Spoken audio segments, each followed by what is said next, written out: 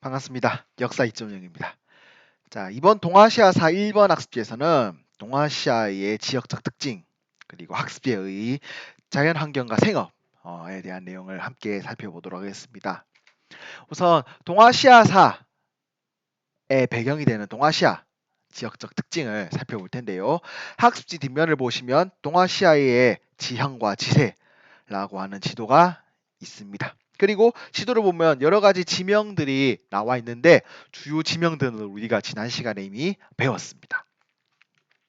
동아시아의 지역적 범위는 동서로는 일본 열도에서 티베트 고원, 그리고 남북으로는 베트남에서 몽골 고원이라고 되어 있습니다. 베트남은 중국의 서남쪽 지역이라고 생각하시면 되겠습니다. 이 동아시아사에서 배울 주요 지명은 주요 국가는 한국, 오늘날의 한국, 중국, 일본, 몽골, 베트남 등이 있습니다. 자, 그러면 우리가 이 동아시아사를 왜 학습하느냐? 동아시아사 학습의 필요성입니다. 오늘날 동아시아는 역사 갈등, 영토 분쟁 등이 발생하고 있습니다. 하지만 그럼에도 동아시아 여러 나라 사이에는 아주 긴밀한 관계가 형성되어 있지요. 이런 상황 속에서 동아시아에 속해 있는 여러 가지 나라들이 가지고 있는 역사인식 차이에 대한 갈등을 해결하기 위한 방법을 찾기 위해서 동아시아사를 배우는 것입니다. 이를 위해서 유의해야 될 점은 객관적이고 균형 잡힌 시각을 가져야 하며 동아시아의 평화에 기여하는 자세를 가져야 한다라고 하는 점입니다. 자, 동아시아의 자연환경과 생업에 대한 내용을 하기 전에 여러분들 간단하게 필기 하나 하고 시작하겠습니다.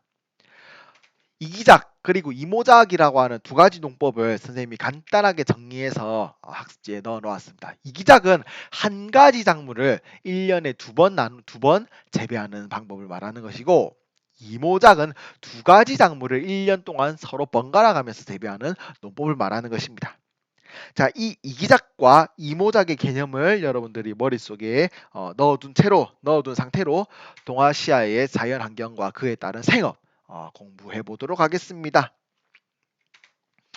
동아시아의 연 강수량과 평균 기온을 나타낸 지도입니다. 그냥 간단하게 살펴만 보시고요. 동아시아의 자연 환경을 연 강수량에 따라서 나누어 보면 다음과 같이 구분 지을 수 있습니다. 우선 800mm 이상, 두 번째 400에서 800mm, 400mm 이하, 이렇게 세 가지가 되어 있군요. 800mm 이상의 지역은 중국 화남, 일본 규슈의 남부, 베트남, 한반도 중남부, 중국의 화중 지역, 일본 혼슈 등이 있습니다. 이 지역들 중에서도 특히 중국 화남, 일본 규슈의 남부, 베트남은 1년 동안 벼농사를 두 번 지을 수 있습니다. 벼농사의 이기작이지요. 반면 한반도 중남부, 중국의 화중 지역, 일본 혼슈 지역은 1년에 벼농사 한 번 짓습니다. 자, 연강수량 400에서 800mm 지역인 한반도 북부, 중국의 화북 지역, 만주 남부, 일본 홋카이도 지역은 주로 밭농사와 목축을 실행하였습니다. 반면 400mm 미하의 강수량이 있는 만주의 일부 지역이나 몽골 고원, 티베트 고원 등은 농경 대신에 유목을 주로 실시하였습니다. 자, 조금 전까지 살펴봤던 800mm 이상 혹은 400에서 800mm 지역은 벼농사, 밭농사 등의 농사를 지었습니다. 하지만 400mm 이하의 지역은 농사보다는 목축이라고 하는 생업을 주로 하였는데요. 유목이란 무엇이냐? 각주 3번을 보시면 거처를 정하지 않고 옮겨 다니면서 가축을 기르는 일이라고 그 설명이 되어 있습니다.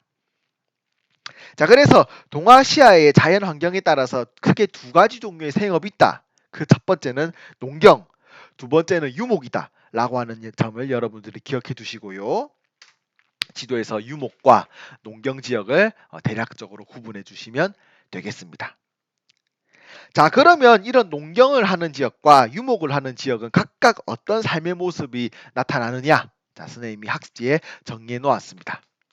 농경 사회는 한 곳에 정착 생활을 합니다. 농사를 지으면 1년 단위로 계획을 세워야 되게 하기 때문이죠. 그리고 농경을 하기 위해서는 많은 노동량이 필요합니다. 그래서 이 많은 노동량을 채우기 위해서 노력하는 과정에서 공동노동이 실시되었고, 이 공동노동을 하는 과정 속에서 사회 조직이 형성되었습니다. 사회 조직이 형성되는 과정 속에서 이 조직을 이끌 수 있는 권력자가 등장하게 되고, 권력이 집중되는 현상이 나타나게 됩니다. 이는 군주의 권한, 군주란 훗날의 황제나 왕으로 발전하게 되지요. 한 사람의 최고 권력자가 등장하게 되고, 이 사람에게 권력이 집중되는 현상이 나타나게 되었습니다. 반면 유목사회는 한 곳에 머무르지 않고 여러 곳으로 이동하면서 가축을 기르는 생활 방식입니다. 당연히 이동 생활을 하게 되었으며, 이동하는 과정에서 부족 단위로 생활을 하게 되었습니다. 한 곳에 오래 머물지 않고 부족 단위로 이동을 하며 생활하다 보니까 각 부족의 우두머리인 부족장의 권한이 막강하였습니다.